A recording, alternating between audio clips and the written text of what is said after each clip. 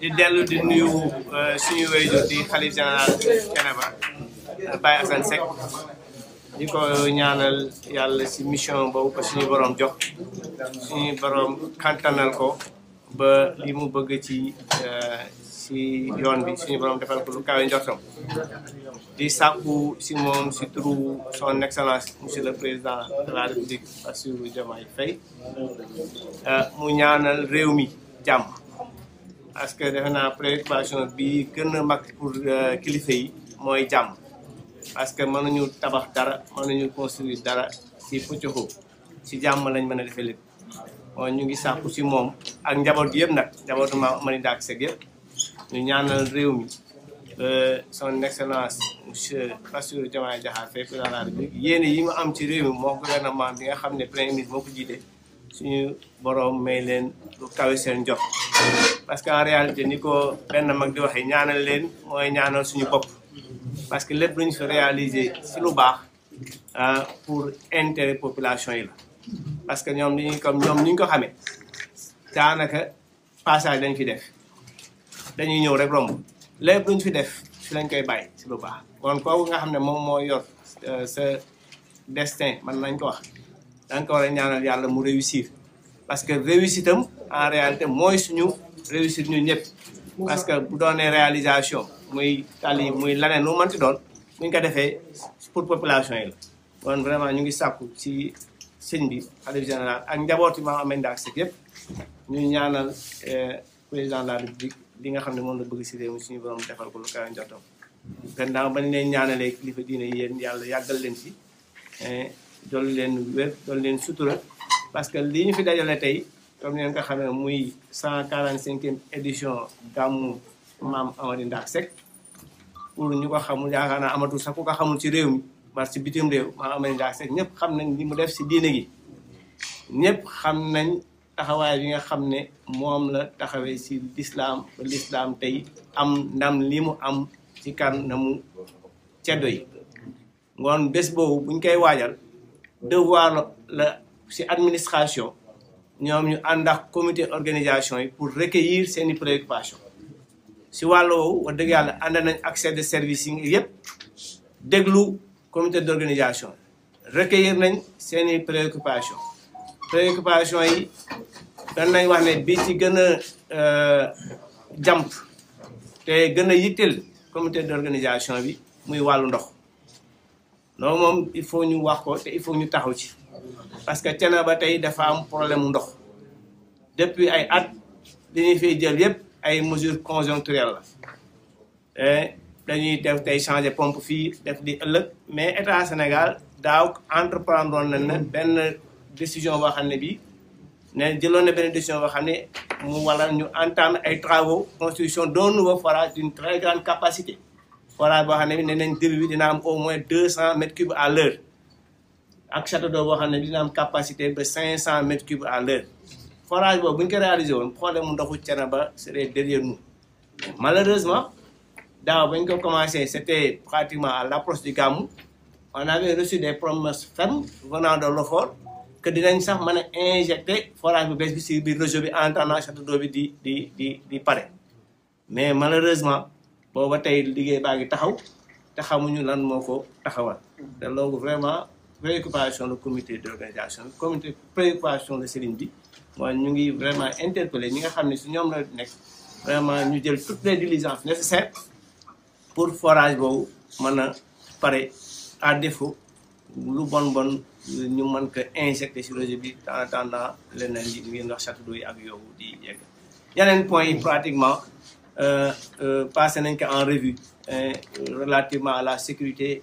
des pèlerins et autres parce que wax gàmmu wax sécurisation les autres points également liés à la santé et autres comité d'organisation aussi il faut le reconnaître am nañ satisfaction sur l'ensemble des chefs de service yi nga xam ne ñoom ñooy liggéeyandoo ñoom ak gàmmu gi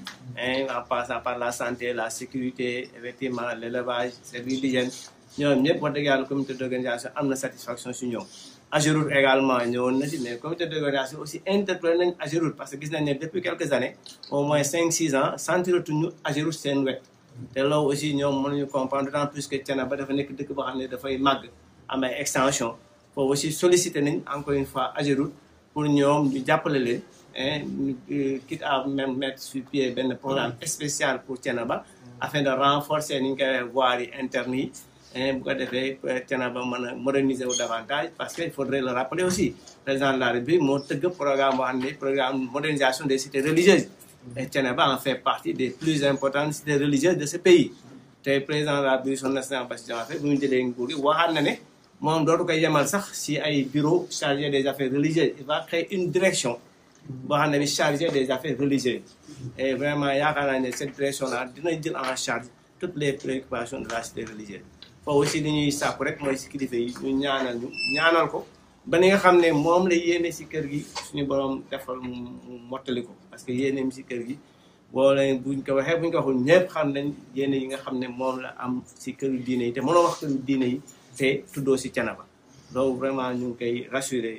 comité d'organisation bi Dernièrement, dans ensemble, nous allons poursuivre effectivement des travaux. Comme nous avons, il y aura un comité de suivi au niveau local.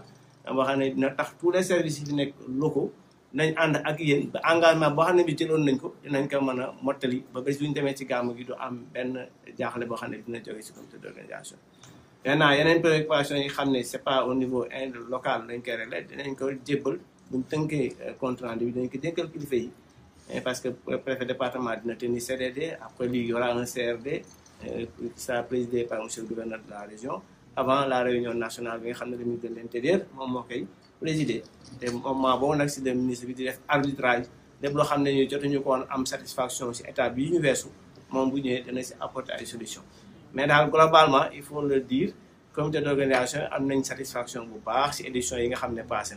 Et là aussi, nous remercions le gouvernement.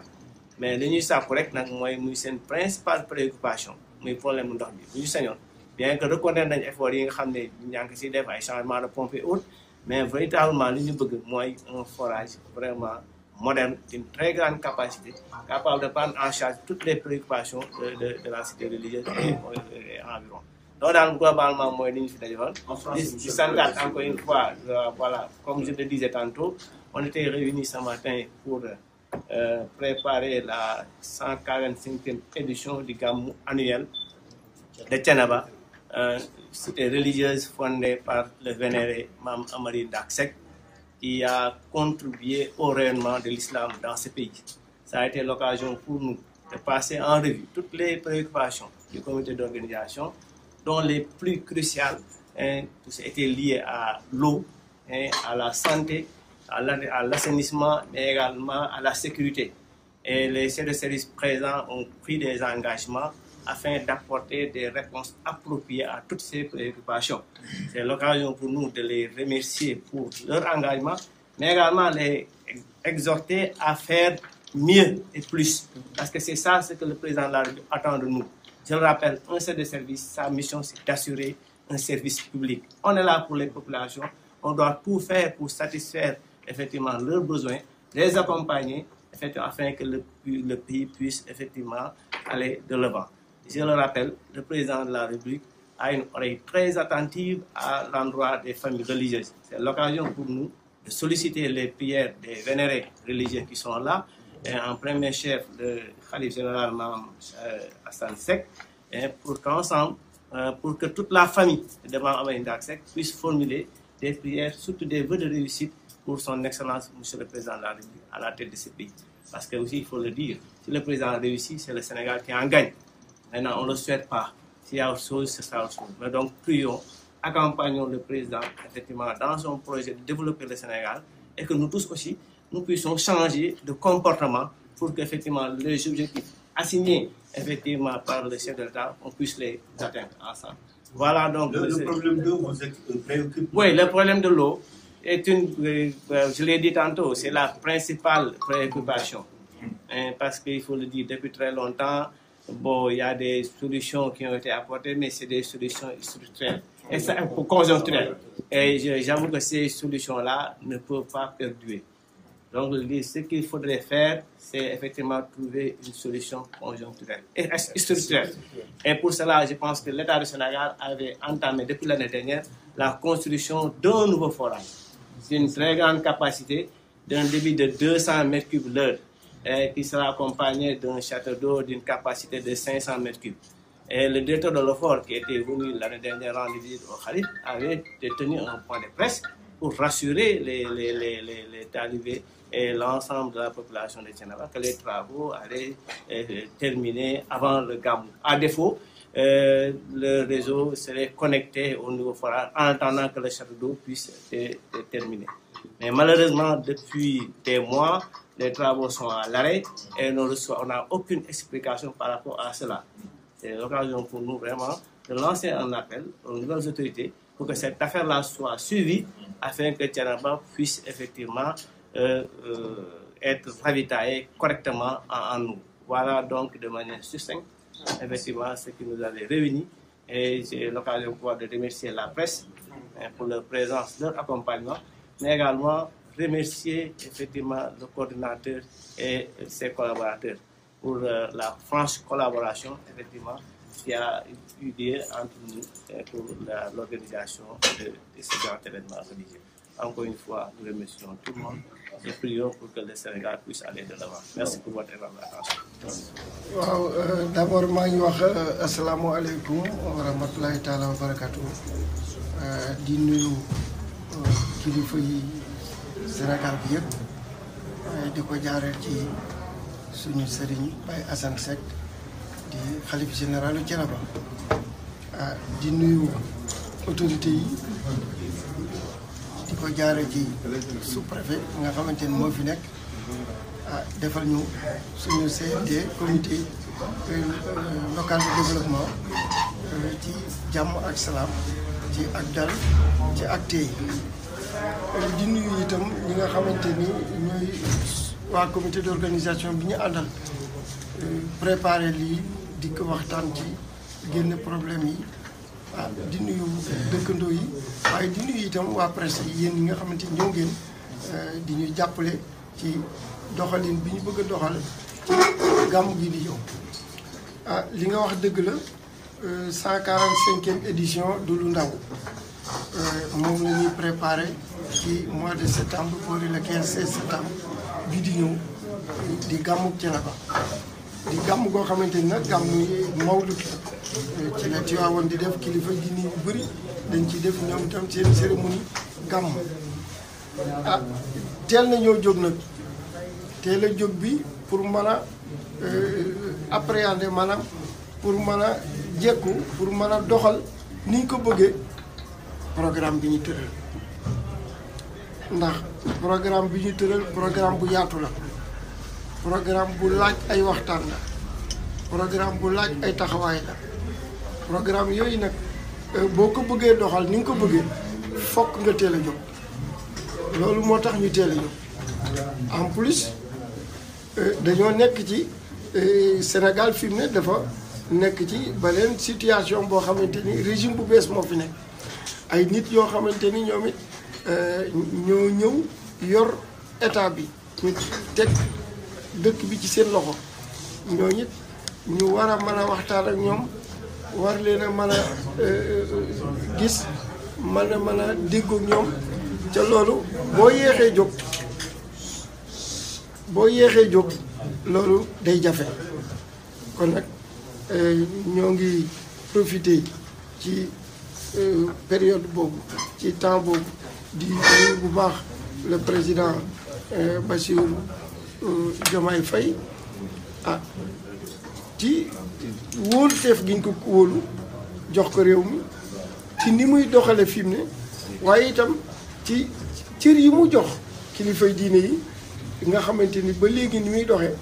nee na day def ab direction nee na jël na ay mesures yu bëri yoo xamante ni kilifay diine yi ak njaboot seeni njaboot ñëpp ànd nañ ci di ko souhaité moom ni mu doxal ak premier ministre ak gouvernement yal na leen yàlla jàppale Sénégal loolu moo tax ñu teel a jóg mën a waxtaan ak ñoom ba bu ñu ci yeggee jàmm ak salaam ñu mën a organiser normal suñu gàmm. gis nañu rafetlu nañu xayma bilan daaw bi ndax mënees na wax li ñu tàmbali dalal dina xel ko. waaw rafetlu nañu bilan yi passé yu daaw yi ak yu daaw jéeg yi bi yoon itam bëgg ko xel mu bëgg ko tàmbali bëgg ko yeggale ci jàmm ak salaam moo tax ñu teel a jóg teel a jóg boobu nag dinañu permettre suñu programme yi nga xamante ni rëccoon nañu daaw ak yi nga xamante ni bëgg nañ ko corriger dinañ am temps pour defar loolu dina permettre ñu gën a xam ñi nga xamante ni ñooy kilifa yi fi nekk actuellement man leen a rencontré mën a waxtaan ak ñoom dina permettre ñu mën a waxtaan ak taalibe yi ndax it dimbal ci sa loxo ci na tàmbale ci sa bopp dañoo bëgg ñun ci suñu bopp ñu dimbali suñu bopp ak suñu ak taalibe yi ak kilifa yi bu ñu demee ci autorité yi lu ñuy jàppale ñu boole ko moom bu ko defee ñu mën a def gàmm bu normal loolu moo tax ne am nañ ci yaakaar bu baax a baax buñ teeloon a yeexoon a jóg dañuy paraxee ndax dans tous les cas dinañ gàmm waaye nag teel koo jóg teel ko préparé moo dal suñu xel moo tax ñu teel a jóg ci lii. ñu bare joxoon nañu hydraulique surtout wax wàllu fi mbooloo di daje wax wàllu ndox monsieur le préfet wax na ko léegi. yéen est-ce que si turu comité bi da ngeen si lan ngeen si war a ñaaxaat kilifa yi donte ki représenté état mi ngi fii si jël na si ay engagement. waaw donc am na ñu jëloon ay engagement ne Thiénaba war na am forage bu bees yéen a ngi laaj sax centre de santé si Thiénaba yooyu état continuité la lan moo ko yéexal. waaw yooyu boo ko gisee itam passation bi jaar digg après régime bi nekkoon avant ci gàmmu daaw ak ren la donc fokk ñiy ñëw jël seen temps fokk ñiy ñëw xool fokk ñi ko yoroon itam rendre compte fokk ñu def ay évaluation loolu moo tax temps dara am pour mën a reprendre pour mën a faire une bonne continuité fokk nga xam li fi nekkoon lan la loolu kon moo tax ñu jàpp ni li nga xamante ne amoon nañ ko waxal nañ ko muy forage bi dinañ ko continuer temps dara am na prévision yi ñu defoon élection yi tax na mun la continuer à 100% waaye am nañu yaakaar ni buñ jokkoo ak kilifa yi dinañu defal forage bi ni ñu ko bëggee woon ndax forage bi mu ci ëpp ayib la ñu wax muy ay 200 mètres cubes ay 500 mètres cubes 200 mètres cubes heure pompe yu mel noonu ak 500 ay forage boo xamante ni mën naa am 500 mètres cubes de volume yu mel noonu boo ko amee mënut a gaaw waaye nag bu ñu waxtaanee ak kilifa yi ak ñoom engagement bi ñu def ak taxawaay yi ñu wax ak itam cër bi ñu jox kilifa yi diine yi am naa yaakaar ni ndox dina am xaj na nag du tee nag ñu jël suñu mesure ndax dañoo war a jël suñu mesure moo tax ñu teel a jóg mesure yooyu mooy nit ñi nga xamante ni ñoo fi nekk jël seen i defar seen i matuwaay seen i kër ñu defar ko seen i réservoir yi ñu defar leen defar suñu forage yi ñu am existé déjà ba nga xamante ni bu fekkente ni li ñu bëgg ci ndox amuñu ko ci forage boobu du tee ñu mën a am lu ñu mën a jàpp ànd aussi ak appui bi nga xamante ni moom lañ daan am mooy ay camion citerne ak waa sapeur pompier ak waa eaux et forêt aussi waa eaux et forêt dañuy jàppale baax ci ndox donc bari nañ trop ay sources yoo xamante ni daan moo ñu daan jàppale ñooñu yaakaar nañ leen ba buñ ci yeggee jàmm ak salaam dinañ mën a doxal correctement suñu gàmmu gi. Rapidement résumé en français, monsieur le président Abdou Gningue, coordonnateur du gàmmu de Thiénaba. La 145e édition, c'est pour bientôt, dans 3 mois et demi. Justement, vous vous êtes levé très tôt, pourquoi? Et qu'est-ce qui sera un peu la particularité de l'édition de 2024? Bon, tout d'abord, je donne mes sincères salutations et remerciements au Khalife général de Thiénaba, Baye Assane Seck. Remercier également les autorités de l'État, à commencer par le président Bassirou Diomaye Faye, son gouverneur, son premier ministre, ses ministres, le gouverneur de la région de Thiès, le préfet, le sous-préfet ici présent, qui a bien diligenté, qui a bien organisé la séance d'aujourd'hui, le comité local de développement. Et remercier également mes collaborateurs du comité d'organisation, mais remercier tous les chefs de service qui sont venus, qui ont bien pris des engagements. Remercier la presse,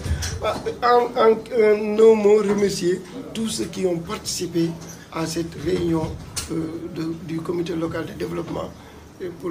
la préparation du Gamou, 145e Gamou de Thiénaba. C'est vrai, nous sommes levés un peu tôt. c'est pour mieux organiser, c'est pour mieux se préparer, c'est pour avoir le temps de faire correctement l'organisation. Nous sommes levés un peu tôt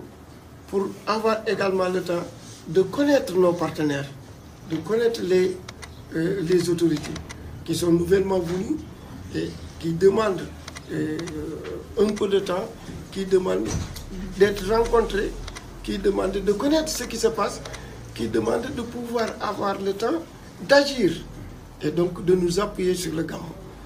Il faut donc se lever un peu tôt, se préparer, sinon on peut avoir des surprises. L'organisation s'est bien passée. La réunion d'aujourd'hui a été bien présidée par le sous-préfet Babacar Wade. Nous le remercions au passage. Ce n'est pas la première fois. Toujours, il œuvre pour Thiénaba. Toujours, il organise correctement les réunions. Il fait correctement son travail en compagnie de son adjoint, en compagnie aussi de tout son personnel des services de l'État.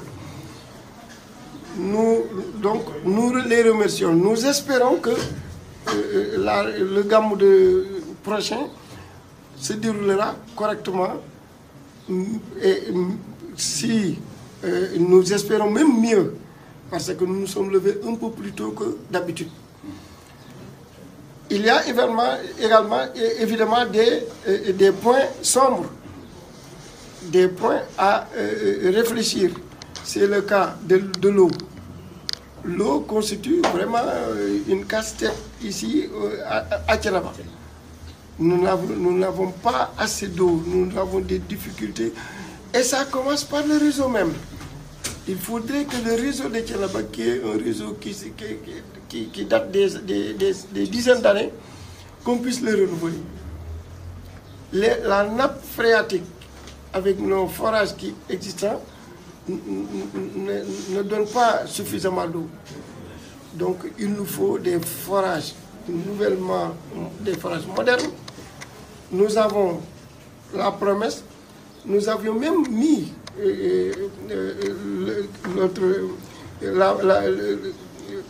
la pierre,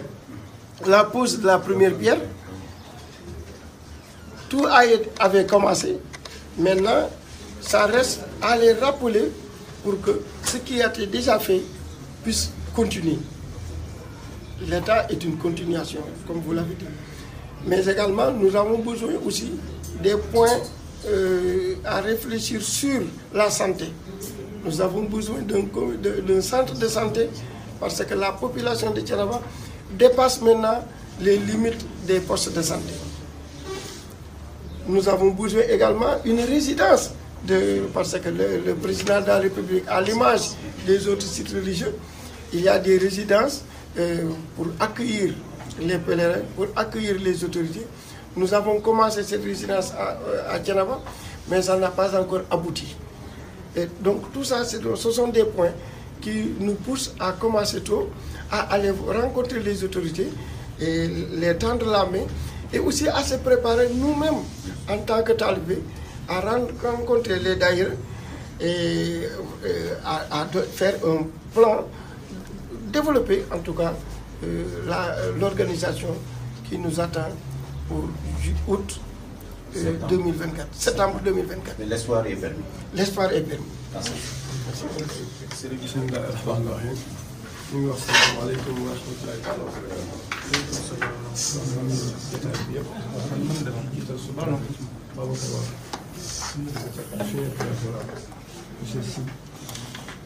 ak le coordinateur Abdou teew nañ fii tey ci CRD bi le 28 mai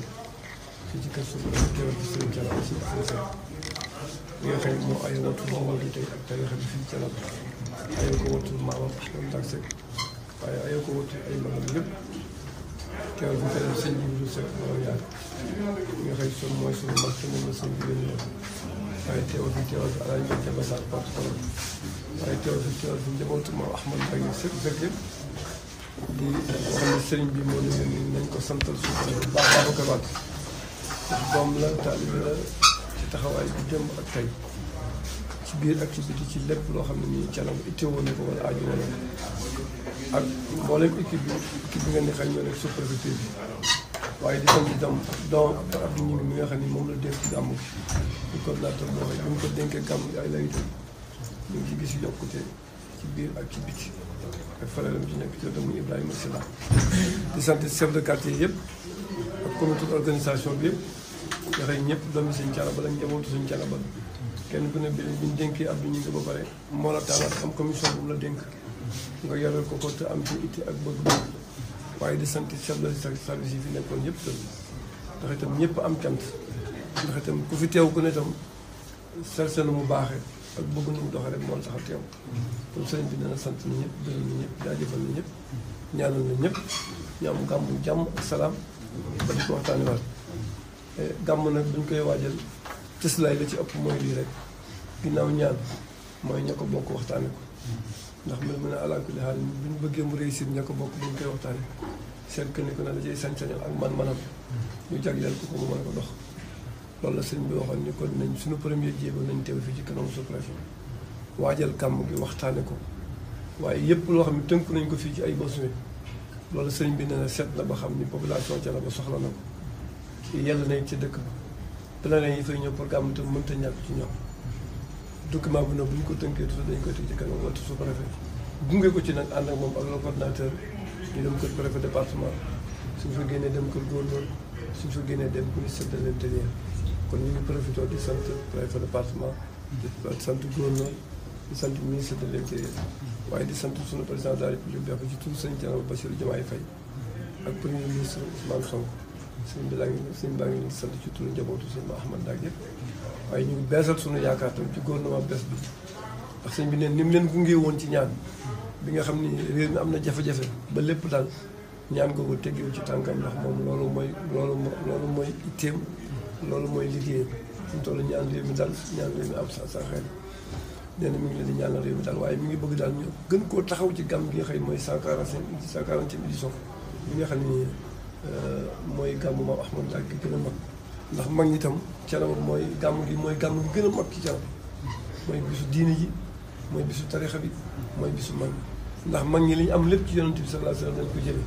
waaye bis boobu itam ci la ñuy dajale li ñu am lépp itam delloo ko yonent bi sallallahu alayhi wa sallam ndax itam mbir mu ne dafa am loo xam ne bis boo xam ne dañ koy manifesté wu wane sa bopp ak sa ngëm ak sa bëgg-bëgg ak sa pas-pas ak sa itti ak sa courage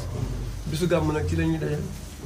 ànd ak taalibe yëpp ak muxaddam yëpp wala suñu courage ak suñu pas-pas ak suñu jaayante yonent bi sallallahu alayhi wa sallam ndax yonent bi sallallahu alayhi wa sallam mooy nattukaay bi gën a mag ci jullit yëpp sallallahu alayhi wa sallam ñun suñu lépp ci lenn ci yonent bi rek lañ koy natt suñu lépp yàlla ci suñu lenn ci yonent bi la koy natt te Alxuraan dafa wax ne wa in kuntum tuhibbuuna Llaaha fattabi'uunii yuhbibkumullaah su ngeen bëggee yàlla bëgg leen wal leen ko seen bëggal ci yonent bi ak seen pas-pas ak seen itti ak seen taxawaay loolu moo waral mag ñi kenn ku ne njaboot ga nga jabootee da ngay sàkk bis te bis bu ko mooy bis bi yonent bi sallallahu alayhi wa sallam juddoo nga day la ñëw yëpp ni ko maa ngi nii maa ngi njaboot gi di feddali suñu pas-pas ak suñu yaakaar ak suñu bëgg-bëgg ak suñu wóolu ci yow te ibnu téere bi ñuy jàng sax dañuy maxawatuhoo diinun wa sakaun wa xaliixatun maanaam bëgg gi ñuy bëgg yonent bi sallallahu alayhi wa sallam moo ñu may ñu am diine ju sell